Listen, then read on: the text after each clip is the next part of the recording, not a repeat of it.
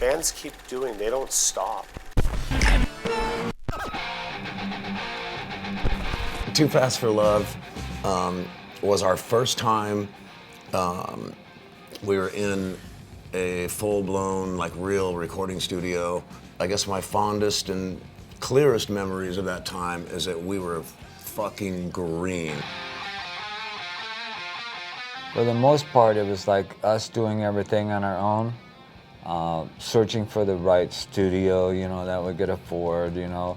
Yeah, I think it cost us, what, $3,000 to make, and we did it in just a couple days. I mean, it was basically just a glorified demo tape. Nobody knew what they were doing, which is, I think, is the beauty of that record, is why it sounds like the way it is. Everyone's just, we got in there, we're like, whoa, microphones, tape machines, you know, let's do this. We were just like, okay, 1, 2, 3, 4, go. Like, nobody really thought much about anything. Nobody overthought anything. Everybody just played. My passion was to do something that had all the elements of the rock bands that I loved and the glam bands that I loved in the 70s, and the edge that I was inspired by bands like the Buzzcocks and the Ramones and Pistols and stuff. We were playing songs that we'd been playing live in clubs that were tested, like, we rocked these things. These things were ready to be recorded. They weren't like, let's try this and see if this works. We just hit record and went for it. One day we just went in there and started, like, you know, messing around, and Nikki said, you know, like, hey, listen to this. And it was like, he started like this thing that was kind of a, I don't want to say a mess, but it was a mess. Showed up at rehearsal and started jamming this song, and it turned out to be Livewire. And so we took it like to a whole different level, which made, gave Mötley Crüe its real sound. It's been a crowd favorite. It's been a band favorite for 30 years. You know? Terry Bozzio had his band, and they had Walking in L.A. Nobody Walks in L.A. And he heard it, and he was like going, oh, wow. Sound like this big monster thing. And you know, and a few other bands that we were rehearsing there too were saying like the same thing, that that's really a great song. We try to keep things very anthem-y sounding, very simple to sing along to, so you don't have to be a singer to sing, you know? You can sit there and scream, 'cause I'm alive, live wire, right? And it's simple.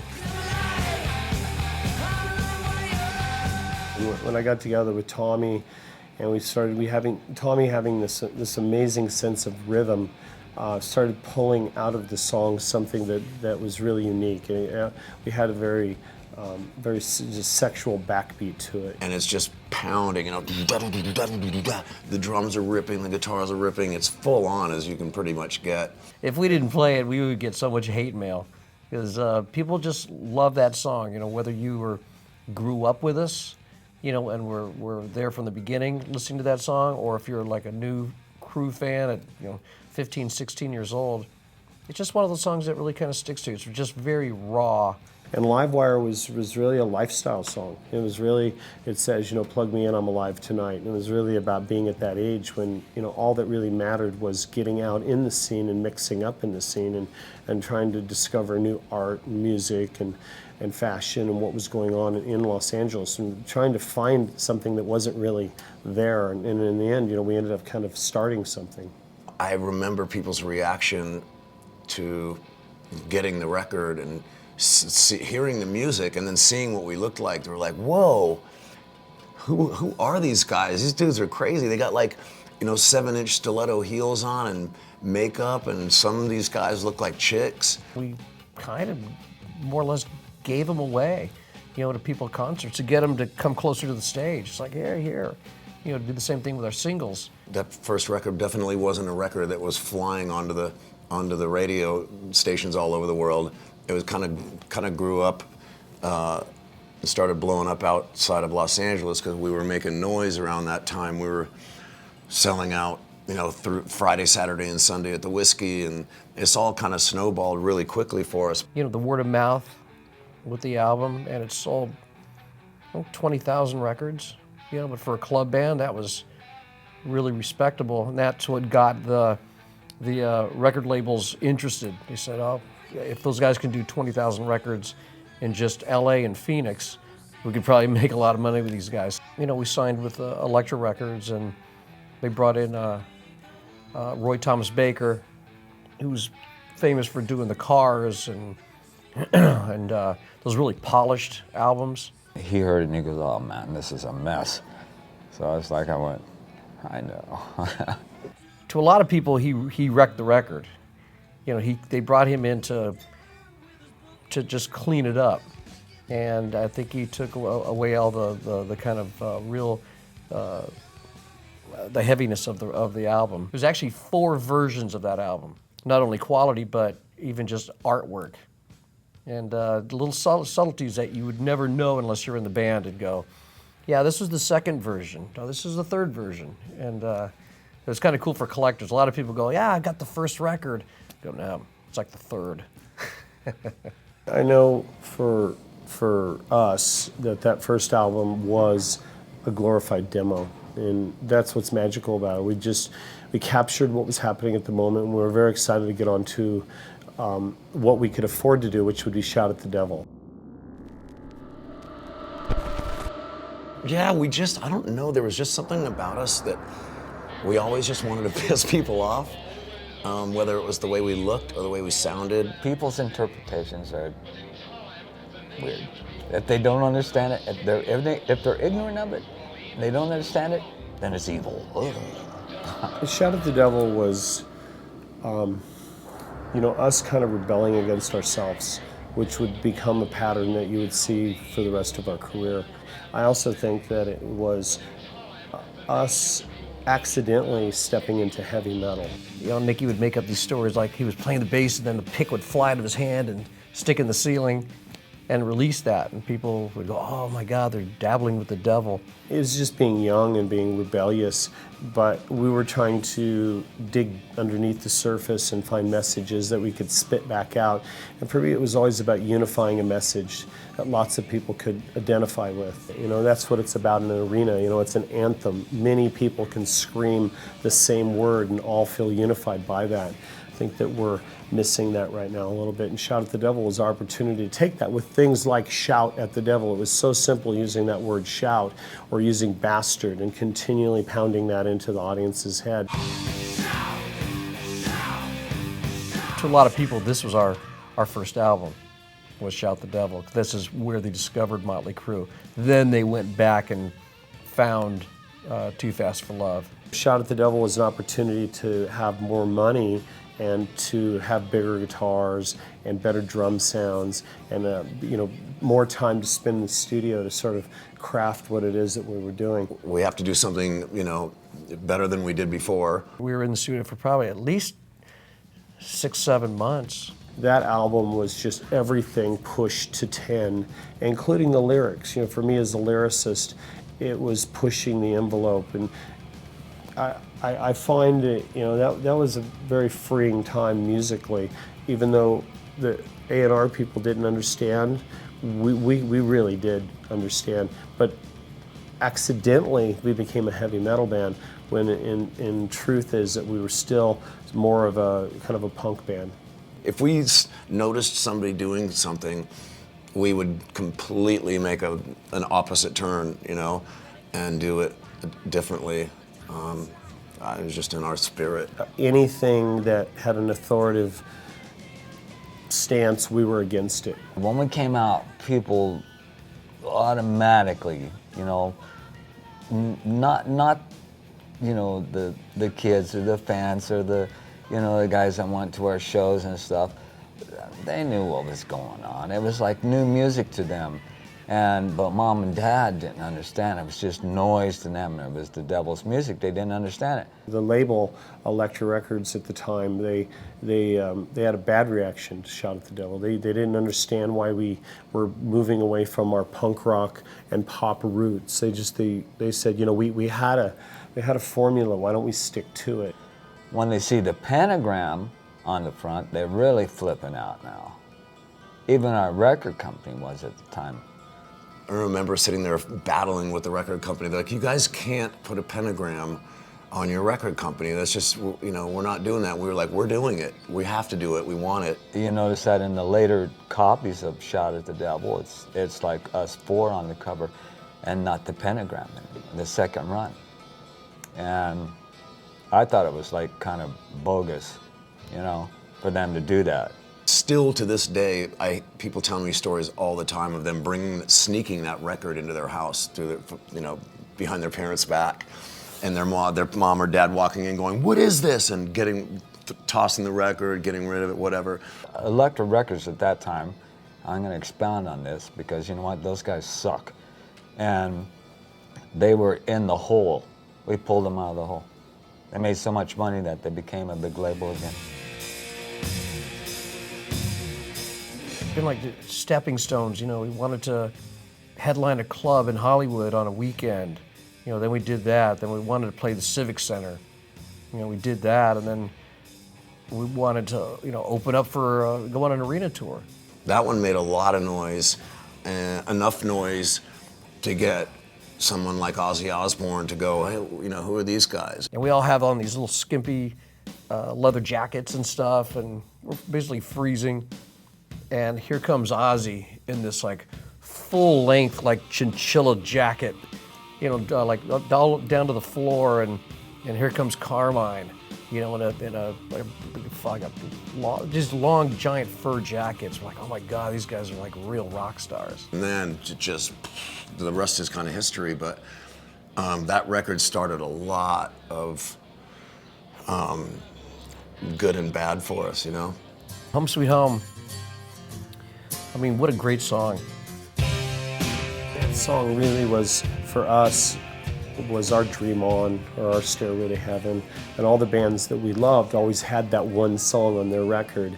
And, you know, we felt that, you know, that was something, it fit for us. You know, we did on the first album, you know, we had On With The Show, and we had Merry Go Round, and on the second album we had Danger. Theater Pain and Home Sweet Home, that I believe was one of the first really hard rock and roll power ballads. It was kind of neat to, when you look back now and go, you know, we kind of started that whole thing. And I had this idea on guitar when I was about 17 years old, and it was just in the D position, one note moved along, and I would always play it. It's just one of those things, I knew there was something to it, but I could never find a way to flesh out the idea. And Tommy picked up the piano one day and kind of started mimicking, adding his own flavor to it. And then Vince, we were leaving rehearsal, I'll never forget this. We were kind of heading out the door, and we were going up to the Whiskey to go, you know, have some drinks, and then over to the Rainbow and do our usual shenanigans. And we just kind of fell in this magic moment where the song was written in about 15 minutes. At the time and place we were all in, that song, we had been on the road for forever. And this song really, you know, meant a lot of things to us. And one of them was like, we needed to go home, like people had been away for so long. We had a lot of songs that were floating around Too Fast for Love that ended up on Shout at the Devil, and stuff from Shout at the Devils was recorded, and we even had some of the songs that made it onto Theater Pain, like Home Sweet Home. I always wonder if Home Sweet Home would have ended up on Shout at the Devil, what kind of a different reaction that would have had, or what that would have been different for our career.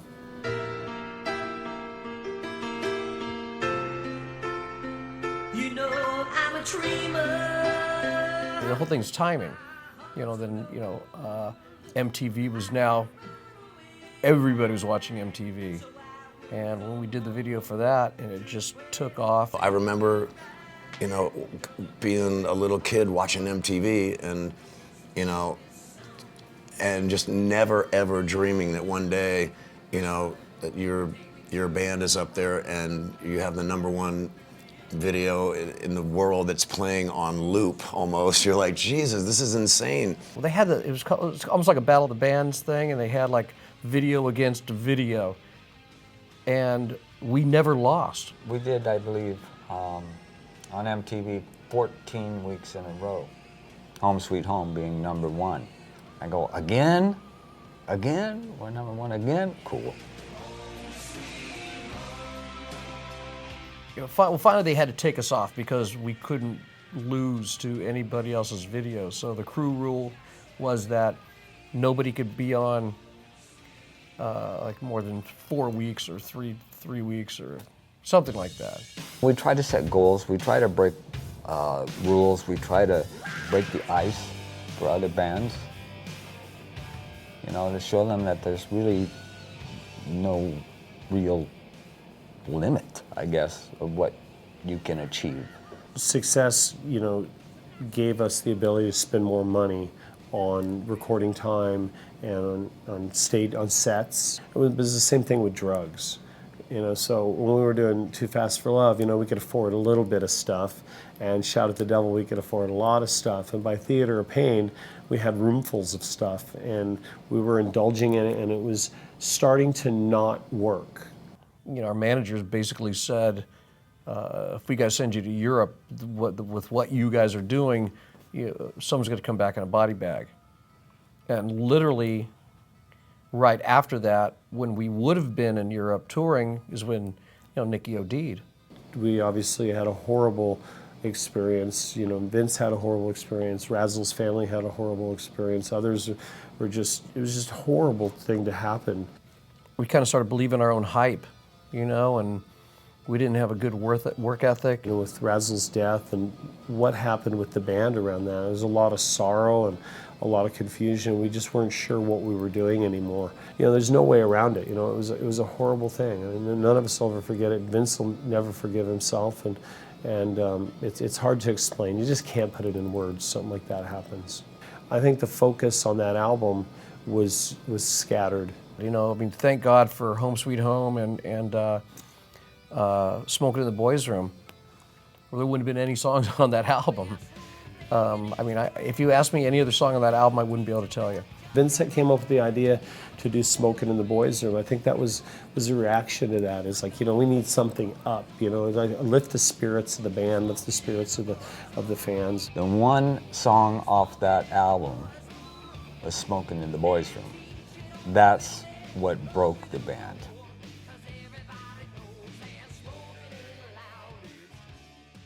After all the touring behind Theater of Pain, we came home, and there was discussions in the band whether we should go on. We had to cancel the whole European tour of the Girls, Girls, Girls tour. And yeah, that really sucked. I pinch myself often wondering how certain people are still alive and we're still here. Like, it's so bizarre because there's, endless amount of opportunities for it to end all a long time ago. I mean, it's ridiculous. It really is ridiculous. There's some, somebody's looking out after us. That's all I can say. We want to start something new, and we stripped down to just what we were when we weren't on stage, which was 4 guys that rode Harleys, hot rods, hung out in strip clubs, got drunk, and played rock and roll. We had to come out with a good album. Thank God, Girls, Girls, Girls was that. I really didn't go out and party that much, because I'm a bit older than the other guys. I've done that. So I was mostly interested and concentrated more on music, while the other guys were out brawling around or whatever they may be doing. So they were the wild side, and I was the blues side. Mick had some really kind of real cool bluesy riffs on some of the songs in that album. We were kind of straight away from the just in your face stuff, except for a song called like Wild Side. Adding an element of that blues, the way that blues ties together and changes like beats or changes this or changes, and say like, hey, what if we do this?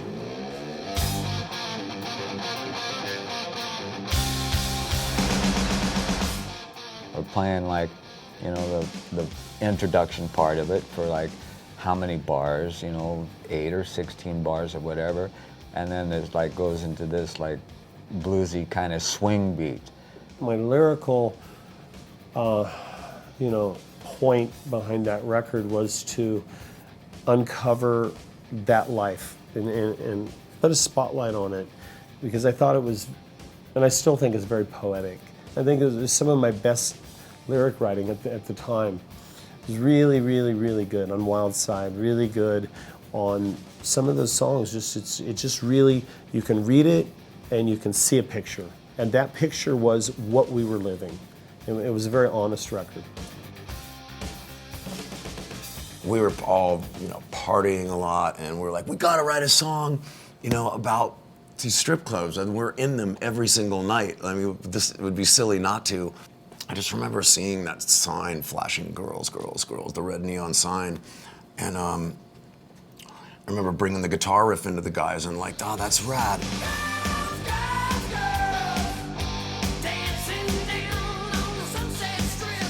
Once again, we changed our look. We were writing it now almost more about us. Riding motorcycles to strip clubs, and our lifestyle at the moment was pretty rowdy, and that record just kind of naturally took on where we were at the time. Girls, Girls, Girls is a classic. I mean, we got inducted in the Stripper Hall of Fame because of that song. What happened around Girls, Girls, Girls is we were unified as a band. We felt like we made such a bold move to the right and leaving all the copycats to the left. And we felt the songs were so good, we felt the lyrics were so good, the production was so good, and it was such an honest record that when the record was a #2 record when we sold the most records in the country, and it was through payola that we lost the #1 position. It unified the band even harder, and it bummed the band out to the point where we said we will do anything to prove that we are the biggest band in the world. And that is how we got to Dr. Feelgood. Everybody cleaned up their act, and it was time to make some new music, and there was no way we were going to do it at home. We needed to go away and wake up and eat, live, and breathe music, not, well, I'll get to the studio, like I gotta take my girlfriend to the hair salon, and then I gotta take helicopter flying lessons, and oh yeah, shit, I'm not gonna make it today, guys. And we're going to Vancouver, we're moving. We brought our motorcycles, we brought all of our, pinball machines, games, toys, and we just set up shop, and we're gonna wake up and make music until we can't see straight, go to sleep, do the same thing over again tomorrow for 6 months. It worked. It absolutely worked. And, everybody was sober. Everybody had clarity. We'd go to work every day and whistle blow. we'd go back, back to our apartments and hotel rooms and things. And it was a really good, cool, creative time for Mötley. We were a gang. We were a gang like we were on the first record. And it wasn't about the money. We all had so much money we couldn't spend it. It wasn't about the girls because we all were in relationships, so we weren't out chasing girls. It wasn't about the drugs because we'd quit doing the drugs and quit drinking, so it was only about the music. And it was perfect because it rained every single day. There was no, oh, it's nice out, let's go. No, we stayed in and we just worked. And we made we made the best record of our career. It was just all about focus. It was raw, we were a gang, we spent 8, 12 hours in rehearsal, we hung out afterwards, we hung out before. It was a magical time. We're rock fans, so if we like it, we figure everyone else is gonna like it. But they're just better quality songs. The production's better on it. It was fun to have a lot of special guests come in. Like Steven Tyler sang on it, and Jack Blades, and Bryan Adams, Robin Zander. So it was kind of neat. Kickstart My Heart lyrically, like a lot of our songs, just comes from experience, and I don't know where I came up with that title, but it came out. I think I heard it somewhere in a movie or something, but I was playing guitar, I was in my kitchen on acoustic guitar, and I just started playing this thing, and I remember writing down on a napkin some of the lyrics, and my manager came over later that day, and he said, "What's that?" And I said, "It's this song called Kickstart My Heart." And he goes, "What's it about?" And I played it for him, and he goes, you have to you have to show the band. And I said, I don't really know if it's quite right for us. And he goes, you're crazy. And I go, it's more of kind of a punk song that would be similar to our first album, and we're doing these big riffs with Sticky Sweet and Dr. Feelgood, and he got me to show it to the band. Nikki had come to rehearsal with a few chords. And so we started like working on it and you know, adding parts and taking away parts, as we call it, like cutting the fat off the song. If it wasn't for Tommy's rhythms, and back to Mick Mars, if it wasn't for the way Mick played guitar, it would just be a ratty punk rock song. It really took the three of us to make it into this big rock anthem, and with Vince's unique vocals is, you know, one of our biggest hits we've ever had. One of my afterthoughts after the song was nearly done, I said, hey, what do you guys think about this? And I went, bah, bah. You know, that introduction part, they were flipping out. Like, wow, that's really cool. I go, okay, we'll do that. There was a struggle with management and with the record company where they wanted that to be the first single, and we wanted Dr. Feelgood to be the first single. The song almost like didn't have a shot, you know, it's like almost didn't show it to the band. Then the band didn't want it to be the first song. We thought maybe it would be a good third single or something. I don't think anybody really saw the importance of it. Everyone else saw the importance except for the band of that song. What I try to do with my guitar, okay, when I do stuff like Kickstart My Heart, or I do stuff like Wild Side, or I do things like it's a little left field, is I try to innovate or show people that a guitar is more than just a six-string thing that you play. It's a real instrument. Look what you can do with this. I remember seeing Eric Clapton and B.B. King playing together. And so Eric Clapton gets up there and he goes, you know, it's fast ripped. And B.B. King looks up at him and he goes, bang! And the crowd just went, oh, they went nuts. And that's what I'm talking about. It's just like those simple little things like that that make a song a song. You know, sometimes you look at your work, you look back at it and you go, it's all right. And then there's sometimes you look and you go, we nailed it. Like we knew that when we were done there, we nailed it. We knew we made an amazing record. If you can go out of the arena and hum the solo or sing the solo, remember the solo, then you've done your job right, to me. I mean, that's the way I think about songs. I don't think I'll ever forget having, I have it framed actually. We had a #1 record in the country on my birthday. I'll never forget that. I remember the label calling, going, hey man, happy fucking birthday. You have a #1 record in the country. And I was like, what?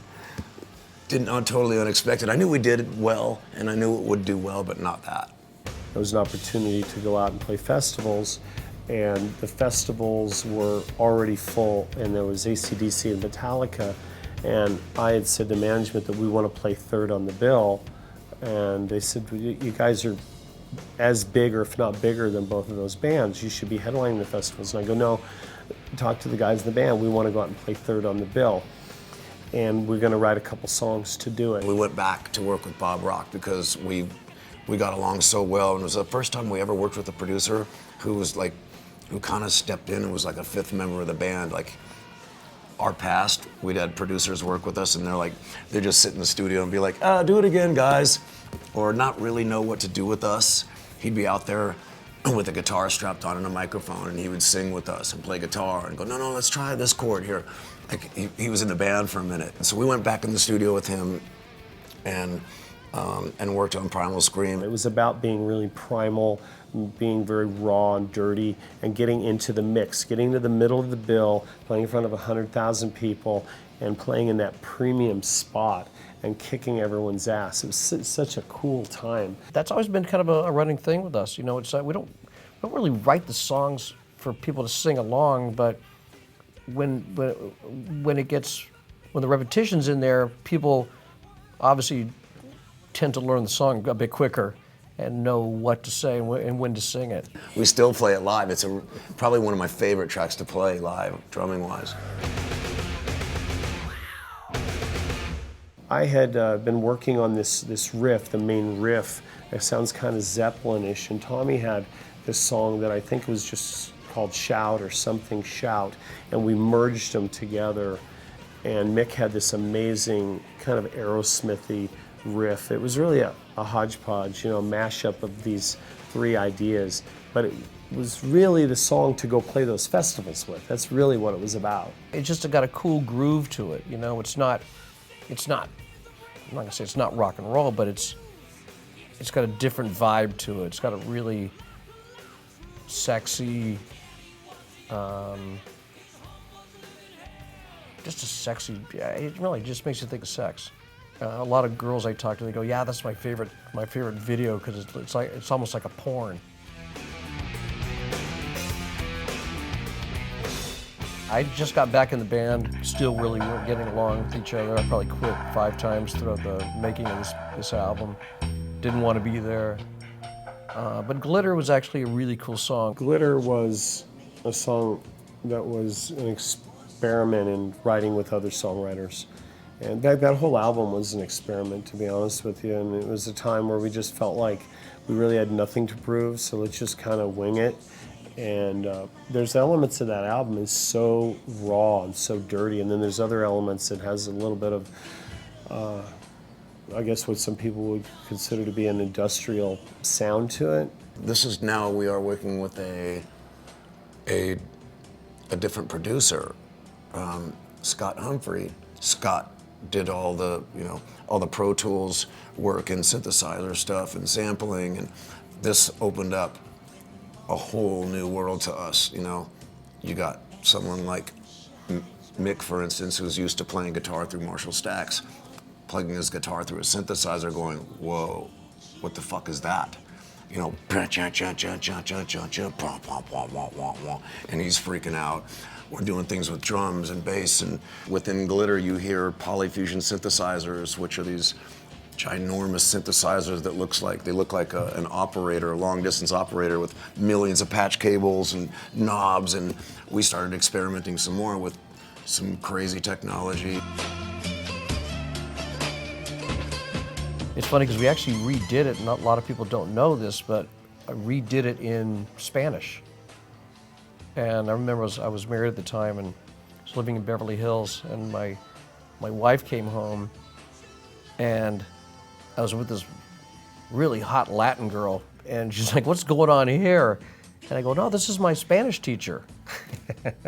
And she really was, and the Spanish version never got released, but it turned out really good, and you know, I thought it was a great idea, but I don't know what happened to it, but it was I'd like to hear the Spanish version again.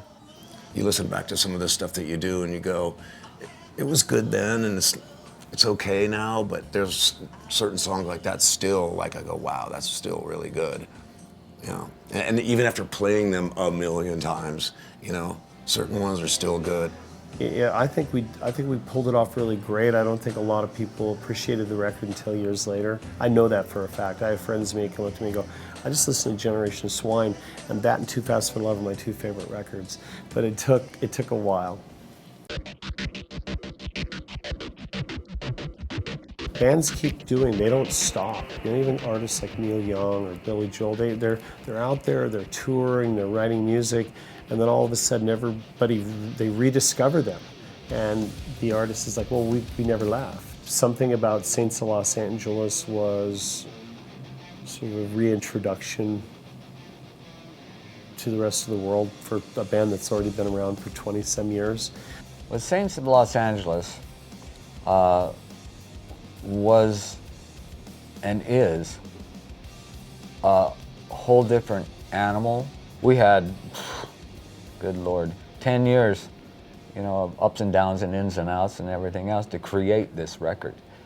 So it's almost like, I don't want to say a new band because we still sound like Mötley on it, but it was almost like, here's a new band. If that makes any sense. probably doesn't, but that's because I'm half nuts anyway, so it's okay. It's cool when you look out there and there's a 12-year-old with a Shout shirt on, singing the words to "Shout the Devil," and all these songs were, they definitely were not born when those songs came out. I've absolutely loved looking out in the audience and seeing people that are my age that have been fans since the beginning and seeing their kids. Like, it's the craziest thing when I see 7-year-old kids on top of their dad just shout, shout, and I'm like, what? And all of our older fans, right, were digging it. They were like really liking it. There would be like people that I remember from back in the 80s, especially this guy Bob. He has no teeth, he's all messed up. And so you just see this whole new breed of fan, the high school, new generation of fans. It's just pretty exciting. But that's the only way you can kind of continue is by you have to be multi-generational. You keep looping back, and you realize that, what you did when you were young is honest and real, and you always go back and, reconnect with that.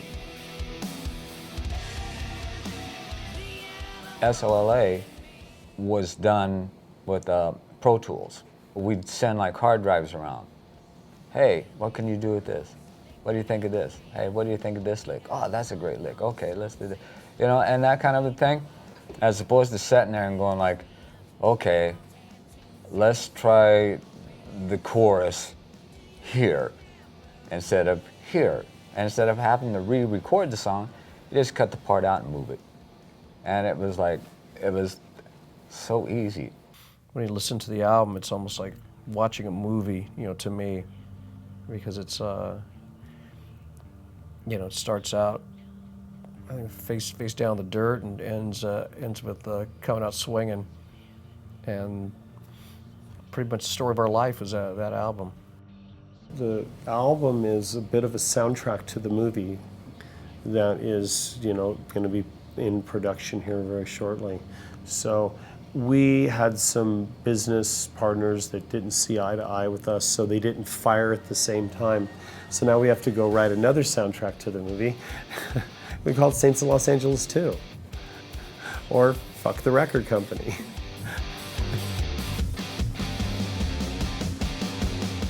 Is there one sentence that could sum up the story of your life? Chicks equal trouble.